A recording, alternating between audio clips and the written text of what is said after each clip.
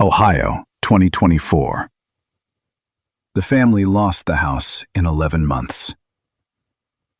The will was signed. The transfer was filed. Mom moved into care. Then Medicaid sent the notice. The family had 90 days to find $340,000. The autopsy shows the family did transfer the house. They were just 4 months too late for the rule to protect it. In the cases we've reviewed, this same 4-month gap repeats. The counsel's note: this is not legal advice. Laws vary by state. Margaret's father, John, lived alone in his Ohio home after his wife passed in 2018. In 2019, John signed the deed over to Margaret. He was 71. The lawyer told them it was a clean transfer. The deed was recorded. The family slept easier. The house was protected. 4 years later, John fell in his kitchen. The hospital found early-stage dementia and a fractured hip. By January 2024, John needed full-time nursing care. The cost in his Ohio county was $11,000 a month. Margaret applied for Medicaid that February. The application asked one question that ended the plan. List every uncompensated transfer in the last 60 months. Margaret listed the deed honestly. The transfer happened 4 years and 8 months before the application. 4 months inside the lookback window. Medicaid valued the home transfer at $340,000. They divided that by the Ohio penalty divisor. The result? A penalty period of 43 months. 43 months of nursing care paid out of pocket before Medicaid would cover anything. The family sold the house to cover the first year. By December 2024, the rest of John's estate was gone too.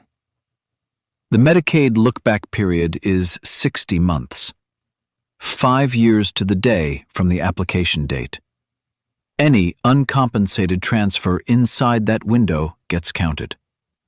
Counted means a penalty period, months of forced private pay. The penalty starts when the applicant would otherwise qualify, which means the penalty hits when the family has the least cash.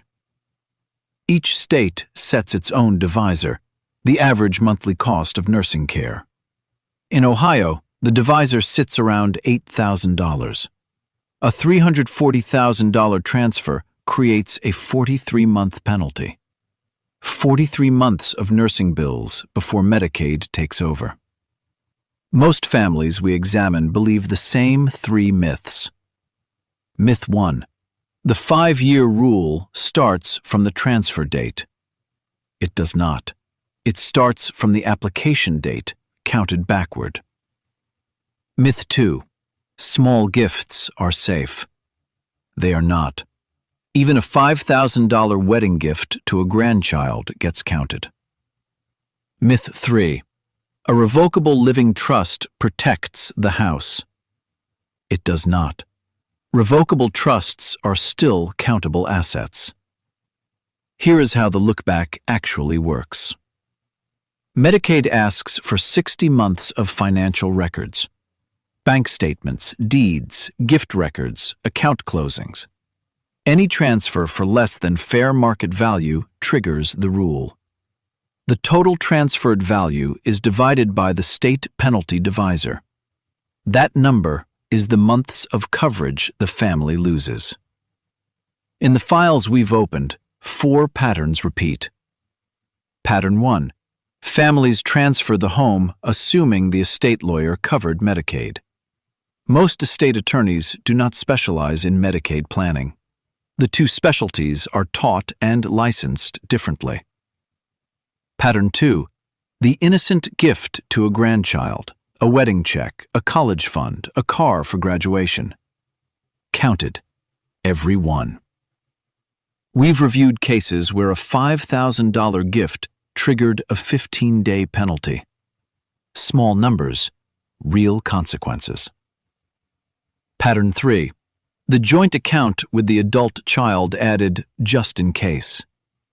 Adding a name is treated as a transfer in some states. In others, only withdrawals are. Same federal rule, different state interpretation. Pattern 4. The life estate deed signed without a proper trust structure. Often partially counted. The retained life interest reduces the gift value, but does not erase it. State law shapes the outcome more than most families realize. California eliminated its Medi-Cal asset test in January 2024. Most other states still enforce the federal 60-month rule. Florida pursues estate recovery aggressively, even after the penalty period ends. The state can place a lien on the home after death. Texas allows certain home equity exemptions during the recipient's lifetime. The lookback rule still applies to all transfers. New York runs separate rules for Community Medicaid and institutional Medicaid. Community Medicaid had a 30-month lookback as of 2024, different from the federal 60. The pattern repeats across the cases we've reviewed. The 5-year clock does not start when the family thinks it does. Compare that to a file from Phoenix, 2023. Robert and Linda transferred their home into an irrevocable trust in 2017. They were 62 and 61, healthy, working.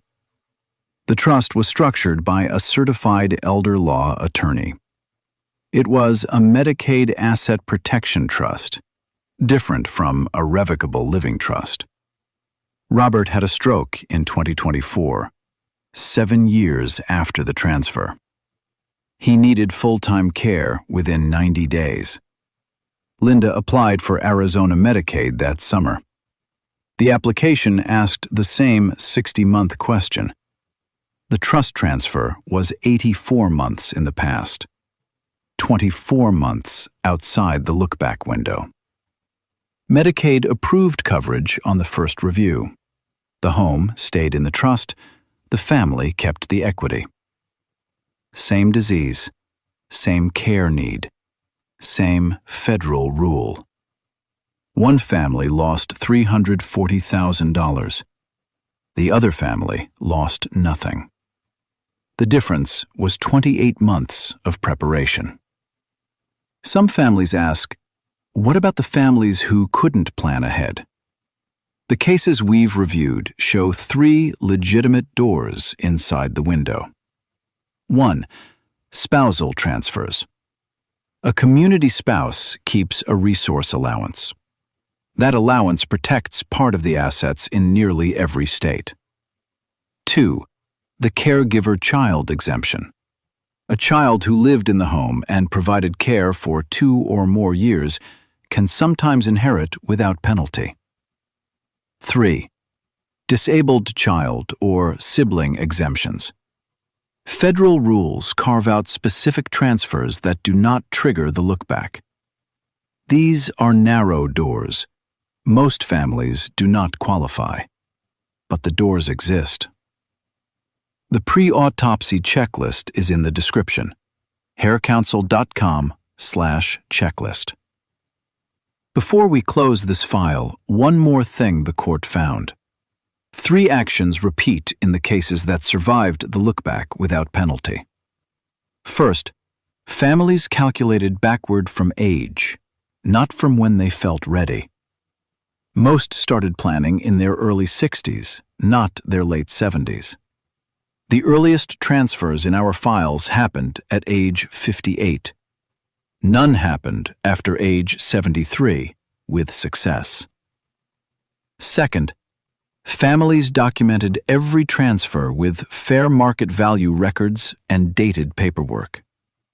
Memory does not survive a 60-month audit.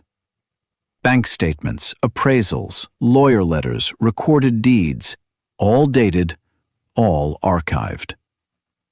Third, families consulted a Medicaid-specific elder law attorney separate from the estate planner.